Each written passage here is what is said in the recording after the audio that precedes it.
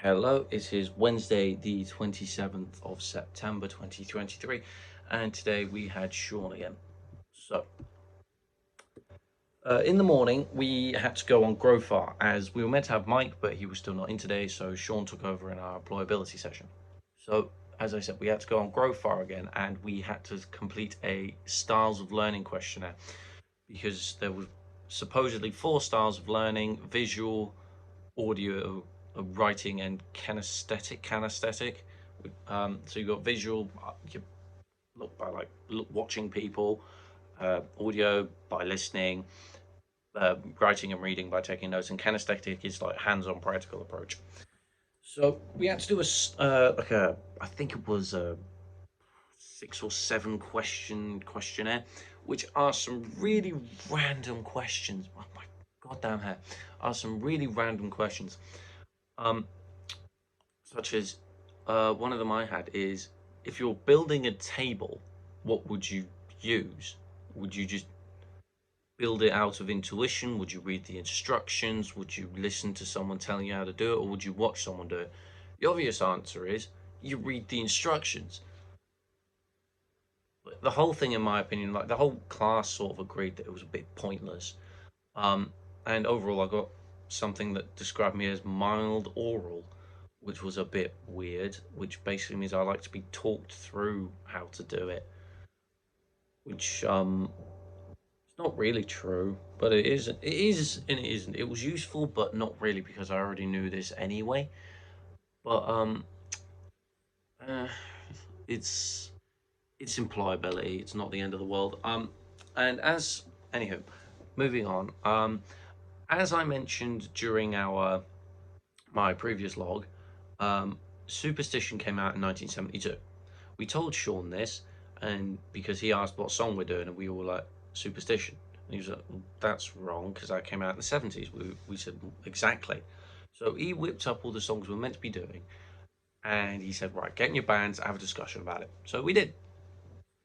And we discussed it. We went through all the songs. The songs were In the Ghetto by Elvis, uh, I Saw Her Standing with Another by the Beatles, Brown Eyed Girl, I'm a Believer by the Monkees, and another one, Something About a Girl, Something Girl. That doesn't matter, no one picked the song anyway. So we, well, I wanted to do Brown Eyed Girl, but Tilly couldn't sing it. So we were like, all right, fine, it is what it is. Because, if the singer can't sing it, then there's no point. Um, Pardon me, sorry. So we chose I'm a Believer instead, as it was the only song that Tilly could sing. Now, I'm not a massive fan of all the songs they picked for the 60s because, in my opinion, they could have picked so many better songs. They could have picked the Stones, they could have picked Led Zeppelin, early Led Zeppelin, of course. They could have picked early Black Sabbath. They could have picked a number of different things. I'm pretty sure The Who came out in the 60s. We could have done The Who. There was some Pink Floyd songs that came out. We could have done The Animals, House of the Rising Sun, Lord Don't Let Me Be Misunderstood.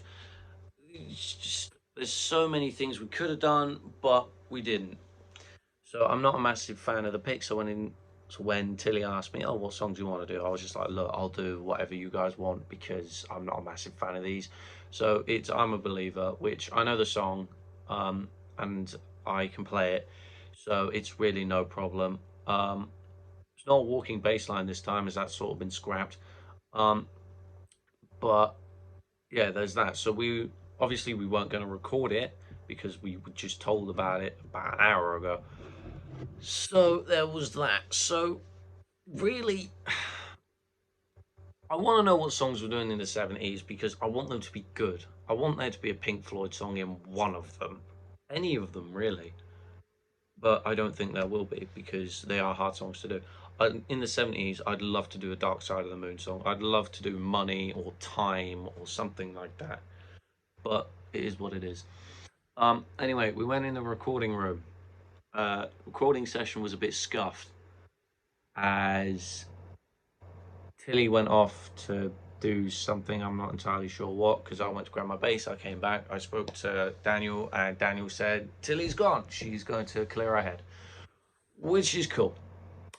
I then so after sitting around, getting all set up, and listening to Sean tell us how we're going to be recording, so we're going to be recording in a 60s style, which meant there were 4 amps. 4 amps. There were 4 mics, so everything. The guitar was allowed to be mic'd up. The bass drum was allowed to be mic'd up.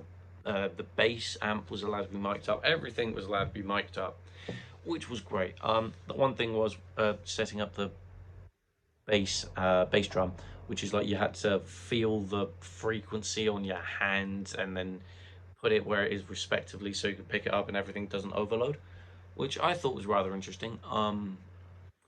But after that, we waited around for Tilly to come back. And after that, Tilly said, "Look, can we just record Johnny Be Good again?" So we did. And it sounded awful. That's simply because we had about half an hour by the time she came back. So the levels weren't matched. The singing was quiet. Ellis wasn't in today, so we had to have a different drummer. So the connection between bandmates wasn't there. The bass was too loud. The guitar had a different tone. The keys were quiet. Granted, it was a guide track, and because it's the 60s, we could have overdubbed. But Luke deleted the entire recording by accident. I don't know how he did it. I just turned my back to speak to Raja. I turned back around and he's just like, "Oh God, I've deleted everything." So really, we didn't do much in the session. But there's always the next one, and there's no point in complaining because all this stuff was out of my control. But anyway, that's all that's happened for this week. So I shall speak to you next week.